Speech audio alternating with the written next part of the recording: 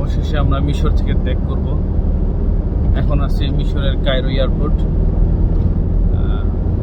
বিশাল একটা বড় এয়ারপোর্ট। আমাদের এয়ারপোর্ট থেকে আমার জানা মতে কমসে কম 5 গুণ বড় হবে, এত বিশাল, অনেক বিশাল। অনেক একটা এয়ারপোর্ট ল্যান্ড করার পরে ওদের গন্তব্যস্থলে যেতে কমসে কম 10 মিনিট সময় লাগে।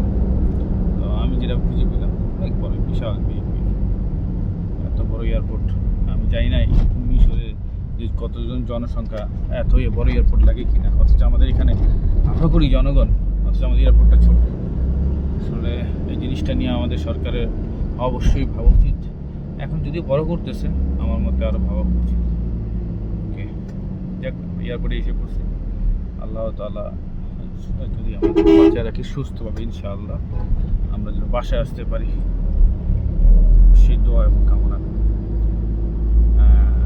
এখন আপনি দেখাচ্ছি, এখনও আমি এয়ারপোর্টে ঢুকছি প্রায় 4 মিনিট হয়ে গেছে, বাট এখন আমরা ঢুকতেছি মানে ওই গাড়ি দিয়ে। ইমাজিন বোঝা যায় যে আমি আসলে ইমাজিন করা যায় না যে আসলে আমি কী পুরো পরিমাণ ঘোরা করতেছি।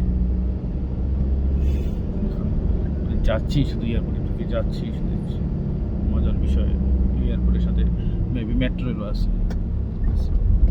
তো না, ঠিক আছে, আমাদের দেশটাও এখান থেকে শেখা উচিত যে জনসংখ্যা কম হোক, এয়ারপোর্টটা আজ অথবা কাল আমাদের লাগবে। তো সেই হিসাব করে আমাদের সেই পরিকল্পনা করে আমাদের আসলে সামনে আগাতে হবে। যদি আমাদের ইকোনমি ছোট, ওদের ইকোনমি, আমার তো মনে হয় মিশরও ইকোনমি আমাদের থেকে উইক। না সরি, ওদের ইকোনমি আমাদের থেকে স্ট্রং, বিকজ ওদের টাকার মানও আমাদের থেকে বেশি। যাই হোক, ইচ্ছা সবাই দোয়া করবেন আমার জন্য, সুস্থভাবে আসতে